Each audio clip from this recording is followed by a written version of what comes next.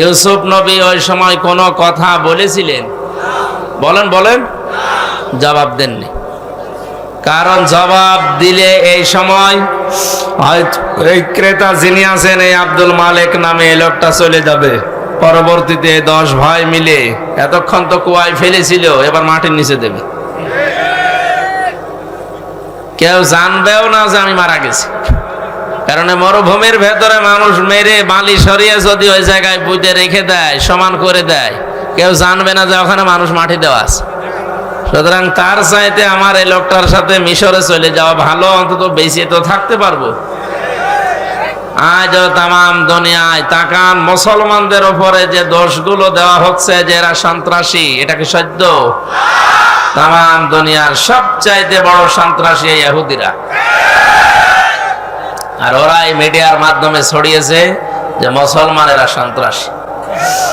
আমাদের নামে আরো যে বদনাম গুলো আছে আমি নাই বললাম, কিন্তু চুপ করে থাকা ছাড়া ইউসুফ নবীর মতো আমাদের কিছু করার নেই। কারণ এখন কিছু বললে যে আপনারা চলে যাবেন, তখন ধরে আমরা পুঁতে ফেলবে। এই জন্য অন্তত যা বলে বলুক, আমাদের বেঁচে থাকা লাগবে। আমরা যেন বেঁচে থাকতে পারি। এরপরে মিশরে যাই, দেখি কি অবস্থা দাঁড়ায়। যদিও আমি বিক্রি হয়ে যাচ্ছি, যাক, কিন্তু সময় আসবে যখন আমার এই টাকা পয়সা দিয়ে গোলামের জীবন থেকে আমি বেরিয়ে আসতে পারবো ইনশাআল্লাহ। সুতরাং ইবাদত মনে করে যারা এসেছেন, আজকের আলোচনার বিষয় কাজের সময় কাজ। এটা যে দুনিয়ার বিষয় না, শুধু আল্লাহ তাআলা কোরআনে আয়াত নাযিল করে জানিয়েছেন, এটা গুরুত্বপূর্ণ একটা বিষয়। রব্বানা আতিনা ফিদ দুনিয়া হাসানা, হে আল্লাহ দুনিয়ার হাসানা দাও, কল্যাণ দাও, শান্তি দাও, নিরাপত্তা দাও, রিজিক দাও, যাই বলেন। তাহলে দুনিয়ায় আগে চাওয়ার জন্য শিখিয়ে দিচ্ছে কে? আফিল আখিরাতি হাসানা, এরপরে আখিরাতে দিও। আল্লাহ কিন্তু আগে আখিরাতের কথা দিয়ে পরে দুনিয়ার কথা দিতে পারতেন। তার দুনিয়ায় যার ঠিক নেই, তাফসীর আছে আয়াতের, এই যার দুনিয়ায় ঠিক হবে না, ওর আখিরাতেও ঠিক হবে না। এজন্য দুনিয়াকে আগে শান্তি করা দরকার। শান্তি মানে হাসানা দিয়ে ভরপুর করা দরকার। দুনিয়ার হাসানা আমরা পেয়েছি তাফসীরে প্রায় 10টা। এগুলো যদি কেউ পায় তাহলে সে দুনিয়ার হাসানা পেয়েছে। আফিল আখিরাতি হাসানা, আখিরাতের হাসানা 5টা। যদি কেউ ওই 5টা পরবর্তীতে পায়, সে আখিরাতের হাসানা পাবে। অকিনা আযাবান নার, শেষে বলা হচ্ছে আল্লাহ তুমি চাই করো জাহান্নামে আমাদের দিও না, এই আগুন থেকে আমাদের বাঁচাও। জাহান্নাম থেকে কেউ যদি বাঁচতে চায়, মাত্র একটা কাজ দুনিয়ায় করা লাগবে। কয়টা? তাহলে আয়াতের প্রথম কথা যে দুনিয়ায় শান্তি দাও, কোন জায়গায়? আরো জোরে বলেন।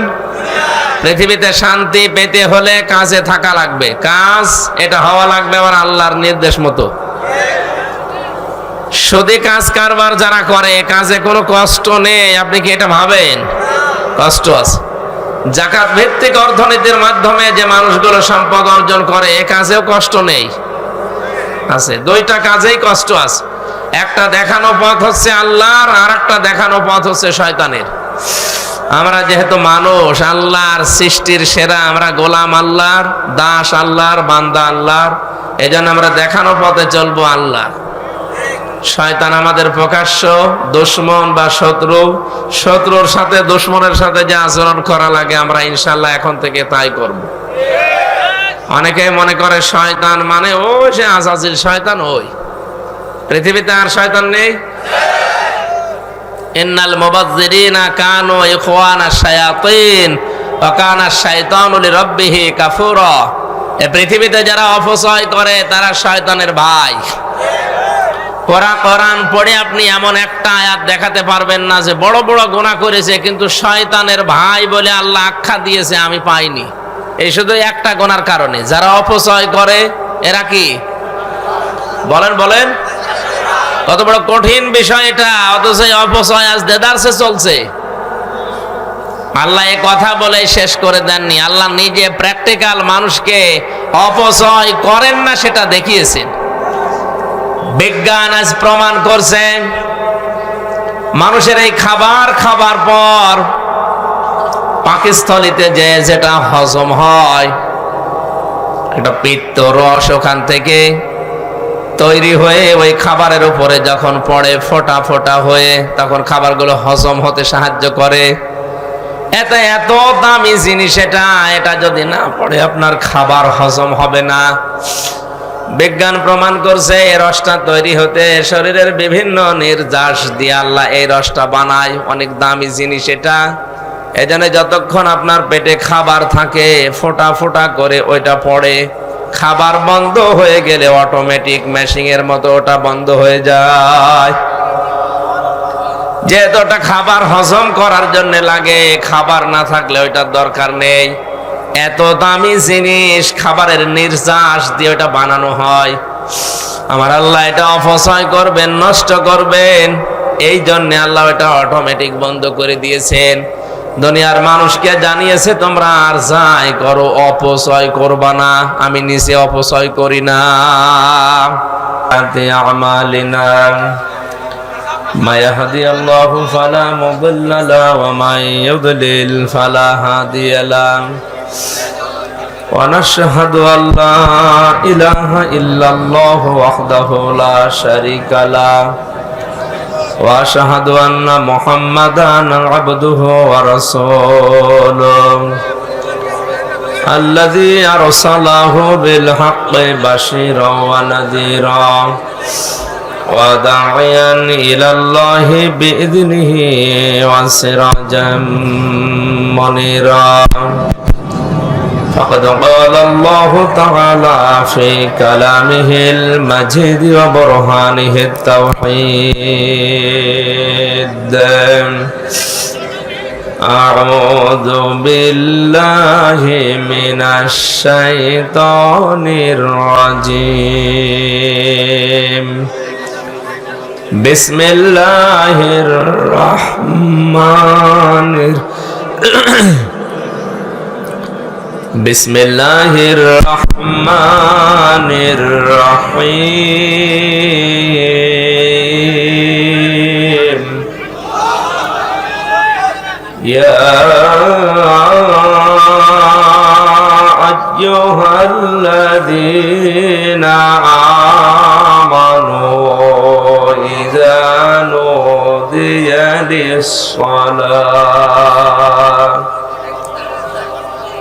إذا نودي للصلاة من يوم الجمعة فاسعوا إلى ذكر الله فاسعوا إلى ذكر الله وذروا البيع ذلكم خير لكم إن كنتم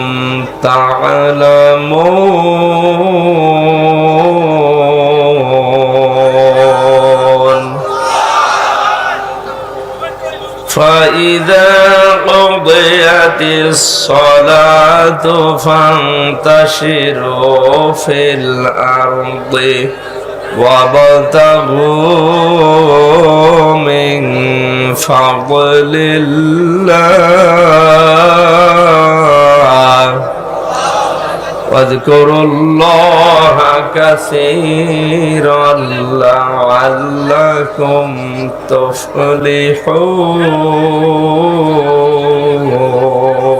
تفلحون صدقت يا ربنا.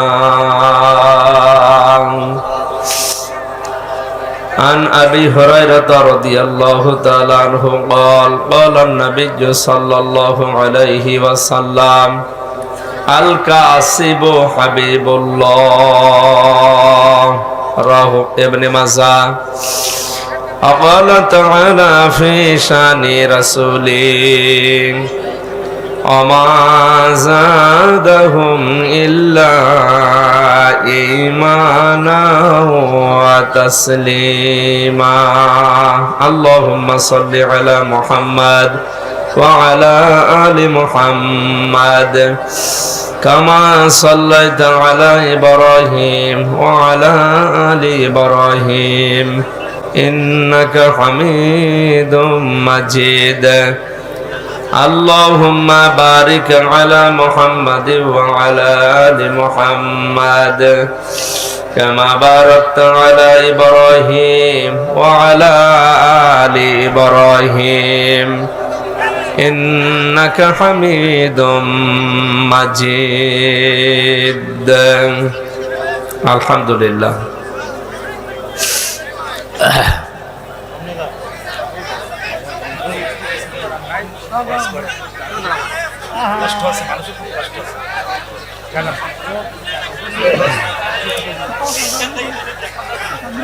বাংলাদেশের ঐতিহ্যবাহী জেলা দিনাজপুর সিরির বন্দর থানার অন্তর্গত আয়েশা সিদ্দিকা মডেল মাদ্রাসার উদ্যোগে দ্বিতীয় বাৎসরিক তাফসীরুল কোরআন মাহফিলের সম্মানিত সভাপতি আলহাজ মাওলানা একরামুল হক শাহ, আলোচনা রাখলেন মাওলানা হোসাইন আহমেদ মাহফুজ, হাফেজ মাওলানা আবু সুফিয়ান, মাওলানা বখতিয়ার আলী শিহাব, আতালাল্লাহু উমরাহু ওয়া বারাকাল্লাহু ফি হায়াতি আমিন। প্রধান অতিথি জনাব আব্দুল আলিম সরকার, আলহাজ মঈনউদ্দিন শাহ, জনাব আবু হায়দার লিটন, জনাব আসিম উদ্দিন গোলাপ, প্রধান অধ্যাপক ডক্টর মোহাম্মদ ওয়াসিম উদ্দিন শাহ, জনাব আবুল কালাম আজাদ, পৃষ্ঠপোষকতায় যারা আছেন বিশেষ করে রেজাউল করিম মানিক, মোর্শেদ আলম জুন, মোহাম্মদ লিটন সরকার, সার্বিক সহযোগিতায় যিনি আছেন জনাব ফয়সুল ইসলাম টিটন, সম্মানিত মাহফিলের পরিচালক মাওলানা আমিনুল ইসলাম আমিন ভাই সহ আমন্ত্রিত অতিথিবৃন্দ। ওয়ারাফা'না লাকা যিকরাক। এই মানুষ, এরা কি মানুষ? কি আশ্চর্য!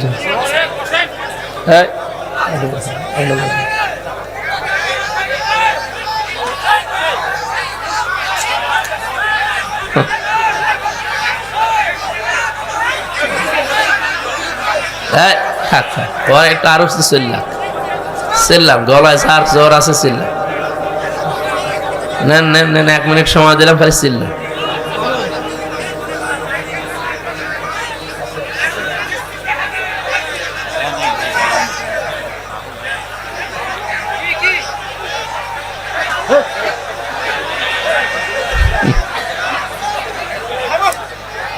আপনাদের সারা বাংলাদেশে একটা বদনাম আছে, জানেন কি?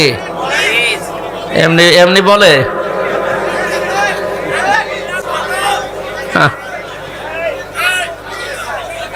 এই কথা বন্ধ করেন।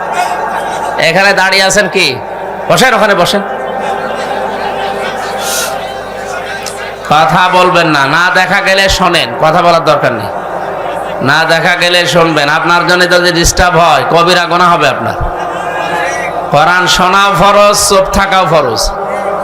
আপনি যদি শুনছেন যায় এদিক ওদিক করে, চুপ তো থাকেন না, গুনাহ হচ্ছে কিন্তু। আবার কথা বলেন, চুপ করেন।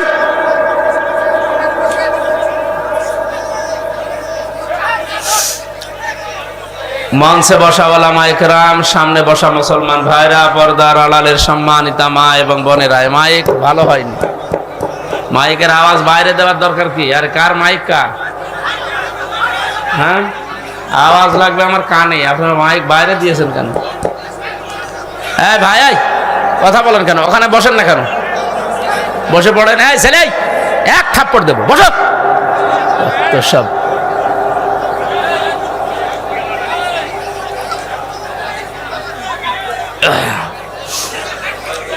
কথা বন্ধ করেন ভাই, পায়ে ধরে বলছি, কথা বন্ধ করেন, কথা বন্ধ করেন, নাই তো আমি কিন্তু চলে যাব।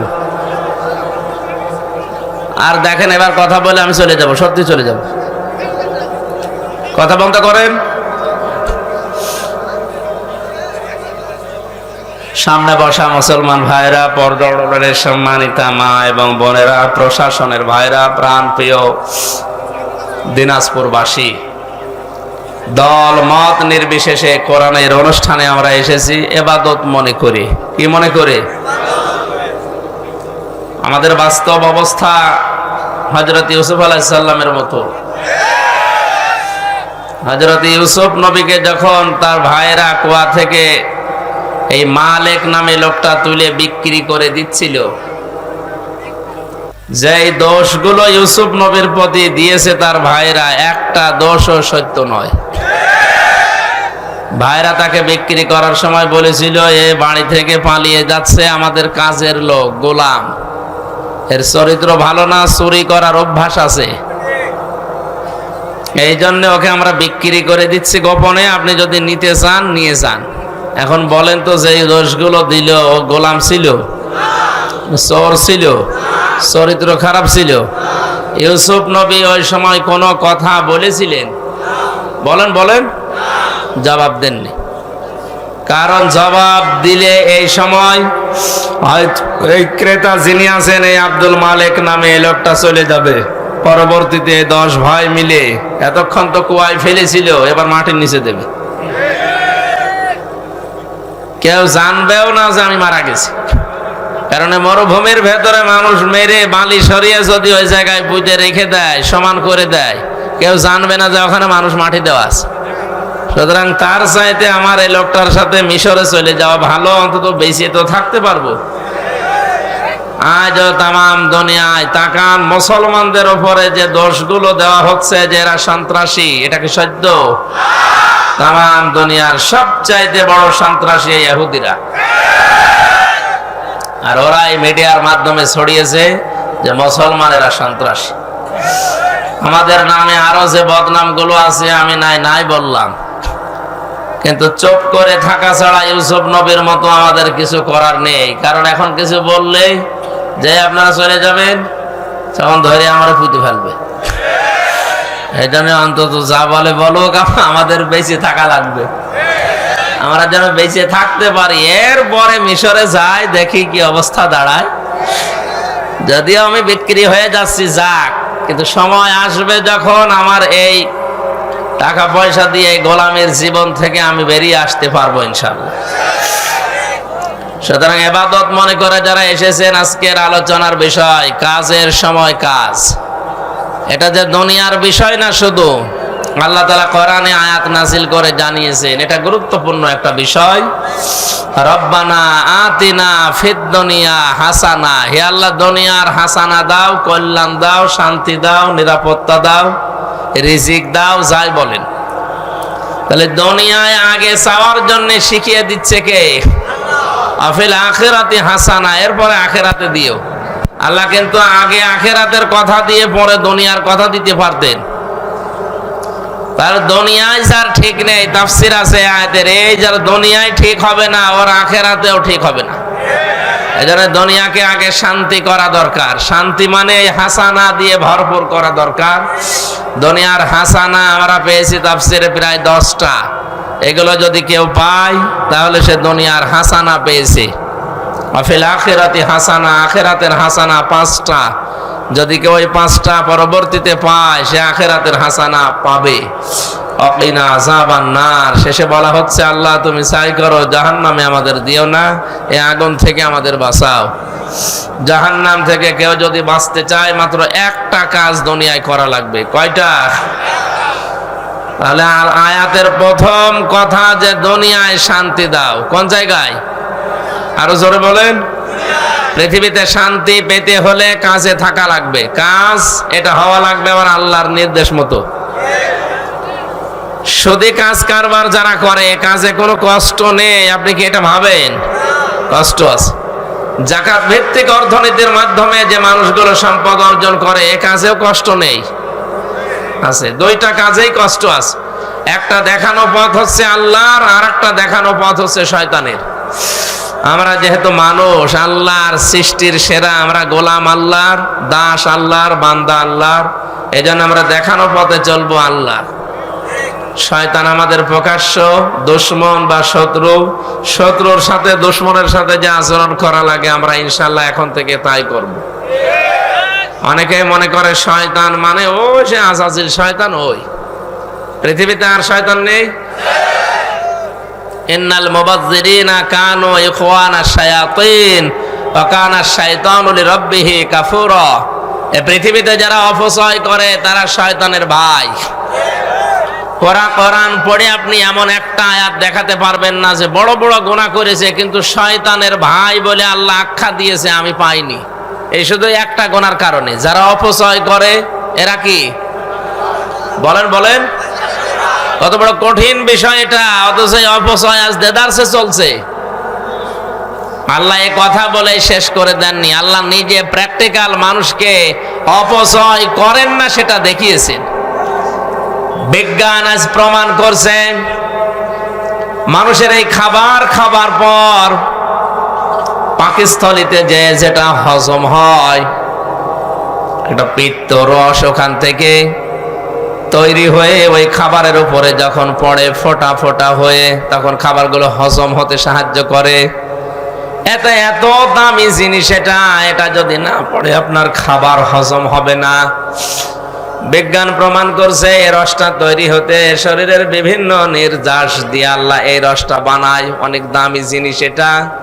এজন্য যতক্ষণ আপনার পেটে খাবার থাকে ফোঁটা ফোঁটা করে ওইটা পড়ে, খাবার বন্ধ হয়ে গেলে অটোমেটিক মেশিনের মতো ওটা বন্ধ হয়ে যায়। যেহেতু ওটা খাবার হজম করার জন্য লাগে, খাবার না থাকলে ওইটার দরকার নেই। এত দামি জিনিস খাবারের নির্যাস দিয়ে ওটা বানানো হয়। আমার আল্লাহ এটা অপচয় করবেন, নষ্ট করবেন, এই জন্য আল্লাহ এটা অটোমেটিক বন্ধ করে দিয়েছেন। দুনিয়ার মানুষকে জানিয়েছে তোমরা আর যাই করো অপচয় করবা না, আমি নিজে অপচয় করি না। আমরা বুঝলাম শয়তানের ভাই যারা অপচয় করে, যারা আরো জোরে বলেন শয়তানি আমরা দেখতে পাই না। যারা বাংলাদেশে আজ অপচয় করবে এরা আমাদের দুশমন, শত্রু। দ্বিতীয় নম্বরে শয়তান বলা হয় তাদেরকে যারা অশ্লীলতা ছড়ায়। আসতে বলে শয়তান জান্নাতের ভেতরে হযরতে আদম এবং হাওয়াকে উলঙ্গ অবস্থায় দেখে খিলখিল করে হেসেছিল। এটা তো আমি বানালাম। সূরা আরাফের ভেতরে আমার আল্লাহ জানিয়েছেন হযরত আদম হাওয়া তাদের দুইজনের পোশাক যখন খুলে পড়ে গেছে, শয়তানের ইচ্ছা ছিল না যে তাদেরকে জান্নাত থেকে বের করে দেবে। না, জান্নাতে আছেন থাকেন, অসুবিধা নেই, কিন্তু আপনার লজ্জা স্থান আমি দেখব। এইজন্য শয়তান যৌনতা ছড়াতে ভালোবাসে। আজও যারা বিভিন্ন জায়গায় যৌনতা ছড়ায় বুঝবেন এটা আসল টাটকা নির্ভেজাল শয়তান। তাহলে এদের সাথে সম্পর্ক হবে শত্রু এবং দুশমনের মতো। কথা বলে না মানুষ আজ অনেকেই নিজে অন্যায় করে আর দোষ দেয় শয়তানের। কাজ করছে নিজে আর গালি দেয় শয়তানকে। আপনি ওইটা বুঝে যদি গালি দিতে পারেন, যারা অশ্লীলতা ছড়ায় নিজেদেরকে প্রদর্শন করে চামড়ার ব্যবসা করে, এই মানুষগুলো শয়তান। আপনাকে মানা লাগবে এবং শয়তানকে যেভাবে মনে করেন দুশমন, শত্রু, এদেরকেও ঠিক ওই আচরণ আপনার করা লাগবে, নয়তো আপনি কখন নিজেই শয়তান হয়ে যাবেন টের পাবেন না। শয়তানের আরেকটা কাজ আছে, ও নারীকে পুরুষ বানাতে চায়, পুরুষকে নারী বানাতে চায়। নবীজি এজন্য হাদিস দিয়েছেন কোন পুরুষ যদি নারীর বেশ ধরে, নারী যদি পুরুষের বেশ ধরে, সঙ্গে সঙ্গে আল্লাহ নিজে তাদের উপরে লানত করে। মুহাদ্দিস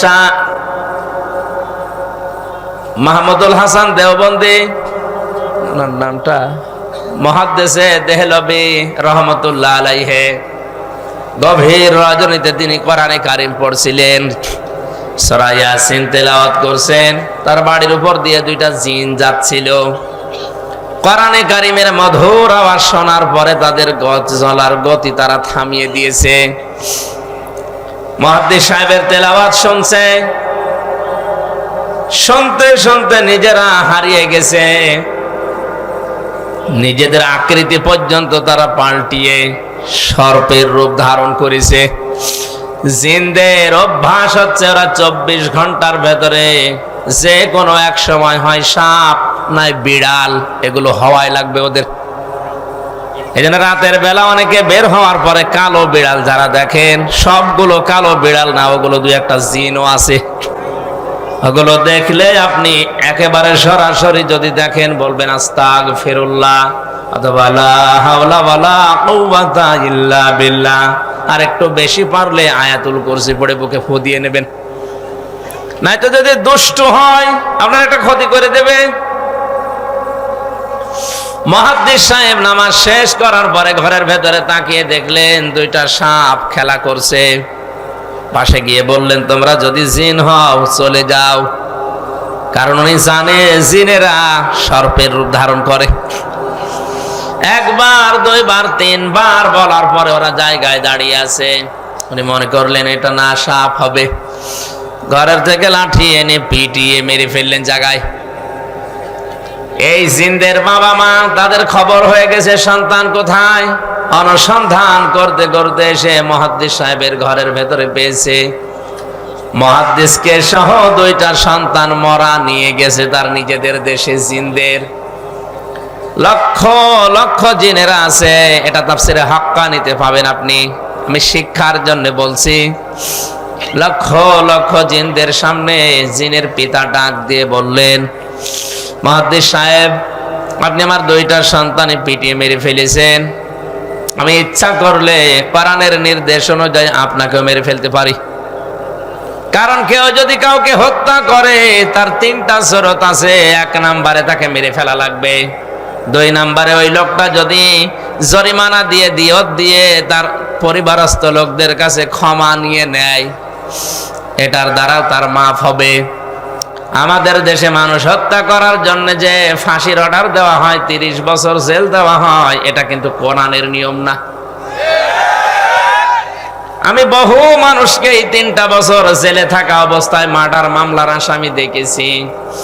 জিজ্ঞাসা করে, হুজুর, আমি অন্যায় ভাবে হোক আর ন্যায় ভাবে, যেভাবে হোক একটা মানুষ মেরে ফেলেছি, আমার যে সরকার 30 বছর জেল দিল এই দেশের আইনে, আমার কি মাফ হয়ে যাবে? না।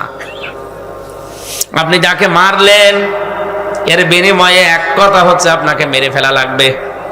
দ্বিতীয় কথা হচ্ছে, যদি মেরে ফেলা না হয়, ওই লোকটার আত্মীয় স্বজন যারা আছে, ছেলে মেয়ে, বাবা মা, স্ত্রী, তাদেরকে আপনার, ওরা যদি বলে 20 লাখ টাকা দেন আপনাকে মাফ করে দেব, আপনি যে ক্ষতি করলেন ওই টাকা দিলে আপনি মাফ পেয়ে যাবেন। 20 বছর 30 বছর আপনারা জেল খাটা লাগবে না। এটা ইসলামের নিয়ম ছিল। এটা কি ছিল?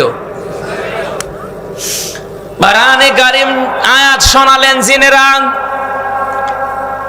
ইয়া আইয়ুহাল্লাযীনা আমানু কুতিবা আলাইকুমুল কিসাসু ফিল কতলা। ওহে যারা ঈমানের দাবি করো তাদেরকে বলছি, হত্যার বদলে হত্যা এটা আমি আল্লাহ লিখে দিলাম। কি করলাম? আরো জোরে বলেন। আল্লাহ কিন্তু ফারাজা শব্দটা দেননি। আলেম যারা আছেন তাদেরকে বলছি আল্লাহ কুতিবা দিয়েছেন। ফরজ শব্দ দিলেও তো অর্থ হয়ে যেত, কাতাবা দিলেন কেন? আমি যদি এখন এখানে সভাপতি যিনি আছেন বলি যে এই জমিটা আপনাকে আমি দিয়ে দিলাম মৌখিক, এর কোনো দাম আছে? কারণ জমিও আমার না, এ দেওয়ার ক্ষমতাও আমার নেই। আর আমি যদি এই জমির মালিক যিনি, তাকে দিয়ে দলিলে সই স্বাক্ষর করে লিখে ওনার হাতে বলে এই যে লিখিত, ওই জিনিসের দাম নেই। আরো আসতে বলেন। আল্লাহ শুধু ফরজন শব্দ দিলে দিতে পারতেন, না দিয়ে কুতিবা দিয়ে এটা জানিয়েছেন যে বিধানটা ছোটখাটো না, গুরুত্বহীন না, এটা কিন্তু লিখে সই স্বাক্ষর করে দলিল করে দিলাম, এর দাম আছে। এদেশে যারা এই দায়িত্বে আছে আজ 53 বছর, এই আয়াতটা যদি ঠিক এইভাবে বুঝে স্বাধীনতার পরে এদেশের সংসদে আয়াতটা কায়েম করে দিতে পারতো, বঙ্গবন্ধু হত্যার বিচার আমরা অনেক আগে পেয়ে যেতাম। সুতরাং সঠিকভাবে যদি বিচার ব্যবস্থায় এই আয়াতটা এখন যারা দায়িত্বে আছে সংসদে কায়েম করতে পারে, আগামীতে কিয়ামতের আগে দেশে আর অন্যায় কোনো মার্ডার হবে না। গ্যারান্টি আল্লাহর। আল্লাহর গ্যারান্টি আজ পর্যন্ত মিথ্যা হয়নি, হওয়ার সম্ভাবনা নেই। কথা বলেন না কেন? আপনি একটু মেনে দেখেন না কেন, ফামান তাবিআ হুদায়া ফালা খাউফুন আলাইহিম ওয়ালা হুম ইয়াহজানুন। আল্লাহ পাক বলেন যে হেদায়েত পাঠিয়েছি, এটা যদি অনুসরণ অনুকরণ করে চলতে পারো, আমি গ্যারান্টি দিলাম কোনো ভয় নেই, কোনো চিন্তা নেই। যে সমস্ত ভয়গুলো মানুষ আজ করে, যে রাস্তায় গেলে আমরা অনেকেই খুন হয়ে যায়, বাড়িতে থাকলেও অনেকে গুম হয়ে যায়, এই ভয়টা কোরআন গ্যারান্টি দিচ্ছে যে থাকবে না। আর কোরআন যদি না থাকে, ও ভয় দিন দিন আরো বাড়বে। এই জন্য আমাদের উচিত হচ্ছে ৯৬% মুসলমানের দেশে কোরআন এর এই আইনটা সংসদে পাশ হোক। এই কথা বলেন, কিয়ামতে অন্তত যে গলাগুলো সাক্ষী দিল, কিয়ামতের ওই ময়দানে আল্লাহ যেন এই কণ্ঠগুলোকে আমাদের এই আয়াতের পক্ষে থাকার কারণে সাক্ষী হিসাবে কবুল করেন। আরে ভাই, ছোটখাটো বিষয় কিয়ামতে আল্লাহ দেখবে। ইব্রাহিম নবীর পক্ষে ছিল একটা ব্যাঙ, এই জন্য ব্যাঙের পোশাক আল্লাহ পাক করে দিয়েছে। ইব্রাহিম নবীর বিপক্ষে ছিল একটা কাংলাস, এই জন্য কাংলাস দেখলেই মেরে ফেললে 10টা নেকি হয়। ওদের দ্বারা কোনো কাজ কিন্তু হয়নি, কাংলাসের দ্বারাও কোনো কাজ হয়নি, ব্যাঙের দ্বারাও কাজ হয়নি, কারণ এমন আগুন জ্বলছিল 1 কিলোমিটার উপর দিয়েও যদি পাখি উড়ে যায় ঝলসে পড়ে যেত। এত বড় বিশাল অগ্নিকুণ্ড, এখানে ব্যাঙের পোশাকের কাজ হবে? বলেন না কেন? কিন্তু ব্যাঙের এই পোশাককে হযরতে জিবরাইল দেখার পরে জিজ্ঞাসা করলেন, তুমি যে পোশাক করো কোনো কিছু করতে পারবা? ব্যাঙ তার বলেছিল, ফেরেশতা আমি জানি আমার পোশাকে কাজ হবে না, কিন্তু আমার মালিককে আমি দেখাতে চাই যে আমি তোমার খলিলের পক্ষে আছি, ওই বেটা নমরুদের বিপক্ষে আছি। আল্লাহ এত বেশি পছন্দ করলেন কথাটা, ওই দিন থেকে কিয়ামত পর্যন্ত যত ব্যাঙ আসবে সব ব্যাঙের পোশাককে আল্লাহ পাক বলেই ঘোষণা করে দিয়েছেন। এই এদিকে তাকান, একটা ব্যাঙ ইব্রাহিম নবীর পক্ষে থাকার কারণে যদি তার পোশাক পর্যন্ত পাক হয়ে যায়, আমরা যে নবীর পক্ষে আছি তিনি কিন্তু খলিলুল্লাহ না, তিনি হাবিবুল্লাহ। বলেন বলেন, খলিলুল্লাহ আর হাবিবুল্লাহর পার্থক্য কি? খলিল বলা হয় ওই বন্ধুকে যে বন্ধু আমার আল্লাহর জন্য সব করতে পারে, আর হাবিব বলা হয় ওই বন্ধুকে যে বন্ধুর জন্য আমার আল্লাহ সব করেছেন। জোরে বলেন সুবহানাল্লাহ। ইব্রাহিম নবীর পক্ষে থাকার কারণে যদি ব্যাঙের পোশাক পাক হয়ে যায়, আমরা মুহাম্মদুর রাসূলুল্লাহ হাবিবুল্লাহর পক্ষে থাকলে আমাদের জীবন পাক হয়ে যাবে। এই জন্য আল্লাহর এই আয়াতের পক্ষে যারা সায় দিলেন, আপনি মানেন না সেটা আলাদা, কিন্তু আপনাকে রায় দেওয়া লাগবে যে আমরা এই আয়াতটা সংসদে দেখতে চাই। হাজারো মানুষ জেলখানাতে, প্রায় 1 লাখের উপরে মানুষ এখন জেল খাটছে সারা বাংলাদেশে। অধিকাংশগুলোই লক্ষ্য করলে দেখা যায় মার্ডার মামলা। গাজীপুরের কাশিমপুর কারাগারে প্রায় 1200 মানুষ এখনো ফাঁসির দণ্ডাদেশ নিয়ে মাথায় নিয়ে কন্টেম ছেলে কাটাচ্ছে। 10,000 মানুষ ওখানে আছে, 4 জেল মিলে প্রায় 1200-1300 মানুষ শুধু ফাঁসির আসামি, এদেরকে সব ফাঁসি দেওয়া হবে। এদের 1 নম্বর অপরাধ হচ্ছে এরা মানুষ হত্যা করেছে, এই কারণেই তো ফাঁসি দেয়। জিনদের পিতা ডাক দিয়েছে, মুহাদ্দিস সাহেব আমি কিন্তু আয়াত অনুযায়ী আপনাকে মেরে ফেলতে পারি, কিন্তু আমার একটা হাদিস জানা আছে, কোন সৃষ্টি যদি তার আকৃতি পাল্টিয়ে ফেলে তাকে মেরে ফেললেও কোনো গুনাহ নেই। আমার সন্তান 2টা তাদের নিজেদের আসল আকৃতি পাল্টিয়ে সর্পের আকার ধারণ করেছে। আপনি যেটা বললেন যে 3বার তাদের বলার পরেও তারা শোনে নাই, এই জন্য আপনি না বুঝতে পেরে মেরে ফেলেছেন। আমি আপনার কোনো দোষ দিতে চাই না, তবে একটা কথা, যে কোরআন শুনতে গিয়ে জীবন গেছে, স্থান ত্যাগ করে নাই। আপনার এই মধুর কণ্ঠ দিয়ে আমাদেরকে ওই কোরআন থেকে একটা কিছু শুনিয়ে বিদায় করেন।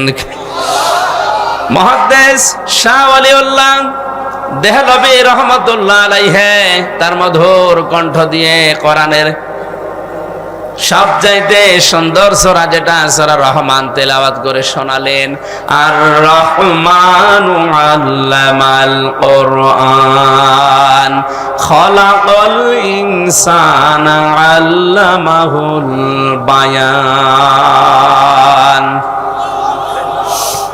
হাজার হাজার জিনের অজ্ঞান হয়ে গেছে, হুশ যাদের ছিল তারা সঙ্গে সঙ্গে বলে উঠেছে, কুল উহিয়া ইলাইয়া আন্নাহু ইসতামা'a নাফারুম মিনাল জিন্নি ফাকালু ইন্না সামি'না কুরআনান আজাবা। তারা বলেছে অবশ্যই যে ওহী শুনলাম এটা আশ্চর্য কোরআন। শব্দের দিকে খেয়াল করেন, ইয়াহদি ইলার রুশদি ফাআমান্না বি। এই এদিকে তাকান, ইয়াহদি ইলার রুশদি ফাআমান্না বি। যে কয় মিনিটে আমরা কোরআন শুনেছি, এ কোরআন আমাদেরকে হেদায়েতের পথ বলে দিয়েছে। আপনি মনে হয় বুঝতে পারেননি, জিনেরা কোরআন শুনেছিল কয়দিন? মাত্র কয়েক মিনিট। এ কোরআন আমাদেরকে হেদায়েতের পথ বলে দিয়েছে, আমরা ঈমান আনলাম। ওয়ালান নুশরিকা বিরাব্বিনা আহাদা, জীবন চলে গেলেও কোনোদিন আল্লাহর সাথে আমরা শরীক করব না। এখানে আলেম নেই? এই যে আলেম বসে আছে দুইটা, জিজ্ঞাসা করেন মোসারের আগে লান আসলে অর্থ হয় কখনোই না। আমার শিক্ষা দেওয়ার বিষয়, জিনেরা মাত্র কয়েক মিনিট কোরআন শুনে যদি এত বড় বড় সিদ্ধান্ত নিতে পারে যে আমরা সব পথ ভুলে গেছি, আমরা হেদায়েতের পথ পেয়ে গেছি, আমরা ঈমান এনেছি, কোনোদিন জীবন চলে গেলেও আল্লাহর সাথে শরীক করব না। আর আমরা সেই জন্মের পর থেকে কোরআন শুনে আসছি, আমাদের কি এখনো শিরক বন্ধ হয়েছে? আসতে বলেন। আমরা ঈমান আনতে পেরেছি না। অনেকেই আমরা জানি যে ওযু করলে ওযু ভেঙে যায় 7টা কারণে, নামাজ পড়লে নামাজ ভেঙে যায় 19টা কারণে। কথা বলে না কেন? ঈমান আনলে ঈমান ভেঙে যায় 10টা কারণে। এখানে যত মানুষ বসে আছে, শুধু বিজ্ঞ আলেমগুলো বাদ দিয়ে যদি জিজ্ঞাসা করা হয়, ভালো ভালো মুসল্লি পর্যন্ত বলতে পারবে না যে ঈমান ভাঙার যে 10টা কারণ। পারবে না? ওর মনে নেই। ঈমানও ভেঙে যায়, মানুষের আমলও ভেঙে যায়। এখন যদি বলেন আমলের আবার হাত পা আছে নাকি ভেঙে যায়? হ্যাঁ, আমল ভাঙে। আমল কিভাবে ভাঙে আমি বলবো। এই এলাকায় যদি কারো আমল এরকম থাকে, ভেঙে গেলে আমার কিছু করার নেই। আল্লাযীনা কাফারু ওয়া সাদ্দু আন সাবিলিল্লাহি আযাল্লা আমালাহুম। সূরা মুহাম্মদের প্রথম আয়াতে আল্লাহ জানিয়েছেন, যারা কুফরি করে আর যারা আল্লাহর পথে বাধা সৃষ্টি করে, আযাল্লা ইউদিল্লু বাবে ইফআল, বাংলা অর্থ দাঁড়িয়েছে আমলের বহুবচন আমাল। কোন মানুষ যদি কুফরি করে আর আল্লাহর পথে বাধা সৃষ্টি করে, সে যেভাবে হোক ওর জীবনের পেছনের আমল আল্লাহ সব নষ্ট করে দিয়েছে, ভেঙে ফেলেছে। এ কোরআন শুনতে আসবে মানুষ আল্লাহর পথে না শয়তানের পথে? আরো জোরে বলেন। মাওলানা আমিনুলকে যারাই বাধা দিয়েছে, আমি সজ্ঞানে স্বেচ্ছায় একেবারে বাস্তবতার সাথে মিলিয়ে কোরআন সামনে নিয়ে বলছি, আপনি নামাজ পড়তে পারেন, পাগড়ি মাথায় দিতে পারেন, হজ করতে পারেন, কোরআন অনুষ্ঠান চালু হবে বাধা দেওয়ার জন্য যারাই বিভিন্ন কায়দায় চেষ্টা করেছেন, আপনার আমল ভেঙে গেছে। কোন হুজুর নিয়ে আসবেন? এবার নিয়ে আসেন। যদি মনে করেন না বানিয়ে বলছি, সূরা হুজুরাতের 2 নম্বর আয়াতের ব্যাখ্যা আছে। বিশ্ব নবীর উপরে যদি কেউ কথা বলে তাহলে তার আমল আল্লাহ নষ্ট করে দেয়, অথচ লোকটা জানেও না যে আমার আমল নষ্ট হয়ে গেল কি করে। লা তারফাউ আসওয়াতাকুম ফাওকা সাওতিন নাবিয়্যি ওয়া লা তাজহারু লাহু বিল কওলি কাজহারি বা'দিকুম লিবা'দিন আন তাহবাতা আমালুকুম ওয়া আনতুম লা তাশউরুন। কোন ইমানদার যদি নবীর উপরে কণ্ঠ দিয়ে উচ্চ আওয়াজে কথা বলে, হে নবী আপনি জানিয়ে দেন তার আমল আর নেই, সব নষ্ট হয়ে গেছে। এই আয়াত আমি বানালাম। কাবা এখনো পর্যন্ত মসজিদে নববীতে নবীজির রওজার উপরে এটা স্বর্ণের অক্ষর দিয়ে লেখা আছে। আপনি বলেন তো এখানে নবী আসছে কিয়ামত পর্যন্ত দুনিয়ায় আসবে? আরো জোরে বলেন বলেন। নবী তো আসবে না কিয়ামত পর্যন্ত, এই আয়াতটা আল্লাহ কোরআনে দিল কেন? আবার তারফাউ মোজারে দিয়েছেন, এই কারণেই দিয়েছেন বর্তমান, ভবিষ্যৎ, প্রেজেন্ট, ফিউচার। কারণ কিয়ামত পর্যন্ত নবী আসবে না, নবীর ওয়ারিস আলেমরা আসবে। মাওলানা আমিনুল যাই হোক, ওনারে নিয়ে অনেক সমালোচনা আমিও শুনেছি, হোক, কিন্তু নামের আগে তো আলেম লেখা আছে। কথা বলেন না কেন? আপনি এটা অস্বীকার করতে পারবেন যে উনি কামেল পাস করেনি? অন্তত এই দেশের শিক্ষা ব্যবস্থা অনুযায়ী উনি তো আলেম, এই দেশে সবাই জানে মাওলানা আমিনুল সিরির বন্দরের আলেম। আপনি যাই করেন না কেন, উনি তো আর গানের অনুষ্ঠান দেয়নি যেটা আপনি বন্ধ করে দেবেন। কোরআন শোনার যে ব্যবস্থা করার জন্য চেষ্টা চালিয়েছিল, এমনি এমনি চোখ দিয়ে ওর পানি বের হয়নি। একটা মানুষ কতটা দুঃখ পেলে 15 দিন ঘুমাতে পারেনি, আপনাদেরকে কোরআনে কারিম শোনাবে এই জন্যে। সুতরাং কোরআন শুনতে যারা বাধা সৃষ্টি করেছেন, সে যেভাবেই হোক না কেন আপনার আমল কিন্তু ভেঙে গেছে। এই এদিকে তাকান। নামাজ ভেঙে যাওয়ার কারণ আমরা জানলাম কয়টা? 19টা। কয়টা? ওযু ভেঙে যাওয়ার কারণ কয়টা? আমল ভেঙে যাওয়ার কারণ কয়টা? 2টা। আন্দাজে শুনছে। সূরা মুহাম্মদের প্রথম আয়াত দলিল দিলাম না যে 2টা? কথা বলে না কেন? পৃথিবীর যে কোনো জিনিস আপনি দেখবেন সেটা নষ্ট হয়ে যাওয়া, ভেঙে যাওয়ার একটা পথ আছে। আমাদের যে আমল আছে, আমল ভেঙে যায় এই কারণে, নামাজ ভেঙে যায় এই কারণে, রোজা ভেঙে যায় এই কারণে, হজ ভেঙে যায় এই কারণে, যাকাত নষ্ট হয়ে যায় এই কারণে। যাকাত দেওয়ার জায়গা আছে 8টা। কয়টা? 8টা বাদ দিয়ে যদি মানুষ 9 নাম্বার জায়গায় দেয়, তাহলে ওই যাকাত ভেঙে যাবে, নষ্ট হয়ে যাবে। জান্নাত যাওয়ার জন্য যেটা আসল দরকার, ঈমান, ঈমানও মাঝে মাঝে ভেঙে যায়। আসতে বলেন। ঈমান ভাঙে না? ঈমান ভাঙার কারণ 10টা। কয়টা? আমি সংক্ষেপে আপনাকে লিখে নেওয়ার জন্য বলছি, কাজে লাগবে লিখেন। ঈমানও মানুষের ভেঙে যায়। 1 নম্বরে সূরা জুমারের 65 নাম্বার আয়াতের দলিলটা আছে। আমি শুধু থিওরি গুলো বলছি, বাড়িতে মিলিয়ে নিয়েন। 1 নম্বরে দুনিয়ায় কেউ যদি শিরিক করে, তার ঈমান ভেঙে যায়, নষ্ট হয়ে যায়। ওই ঈমান নিয়ে জান্নাতে যাওয়া সম্ভব না। 2 নম্বরে কেউ যদি কুফরি করে, কুফরি মানে কি? ঢেকে ফেলা। কুফরি মানে অস্বীকার করা, ঢাকনা দেওয়া, চেপে রাখা, গোপন করা। আল্লাহর কোন বিধান জানার পরে যদি কেউ চেপে রাখে, গোপন করে, সেও উপকারান্তে কাফের, তারও ঈমান ভেঙে গেছে।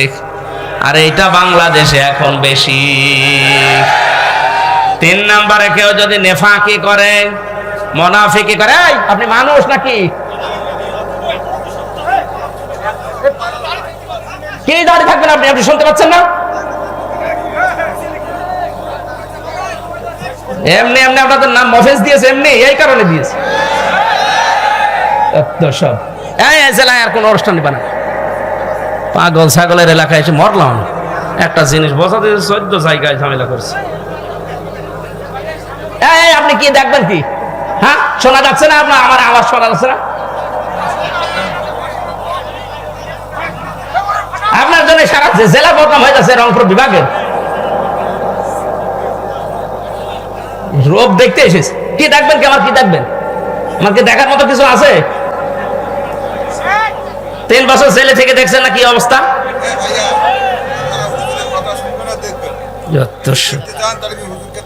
হ্যাঁ, দাঁড় করে দিচ্ছে, আপনি দেখে চলে যান বাড়ি। এত সুন্দর একটা আলোচনা হচ্ছে, আরে না না বুঝে না শুনে চিল্লাচ্ছে। আরে কি এখানে পিছান, আরো পিছান, আরো পিছান। এই স্টেজে এত মানুষ তুলবেন না, শুধু আলেমদের ছাড়া আর জ্ঞানী মানুষ যেগুলো আছে অতিথি ওগুলো ছাড়া মানুষকে তুলবেন না। 14 জনকে তুলিয়ে বারবার ডিস্টার্ব করে। সাতার মাহফিল নিয়েছে। হ্যাঁ জান একটু ফেসে আসুন। এবার আমার যে চিল্লানো দেয় দেখেন,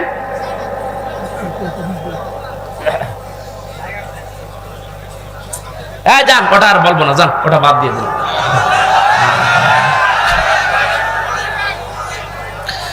একটা তাল তুলে নিয়ে আসলাম, কেবল এক বান্দার ভেঙে দিয়েছে বেদের মেয়ে জোশ নাই সাতার মাথা। সুবহানাল্লাহ আলহামদুলিল্লাহ লা ইলাহা ইল্লাল্লাহ সুবহানাল্লাহ আলহামদুলিল্লাহ লা ইলাহা ইল্লাল্লাহ সুবহানাল্লাহ আলহামদুলিল্লাহ।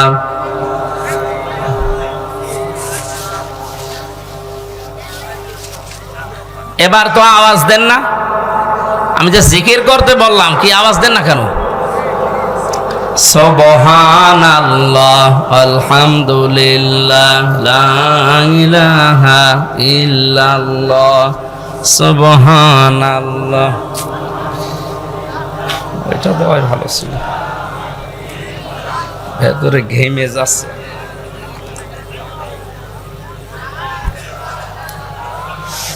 সুবহানাল্লাহ আলহামদুলিল্লাহ লা ইলাহা ইল্লাল্লাহ।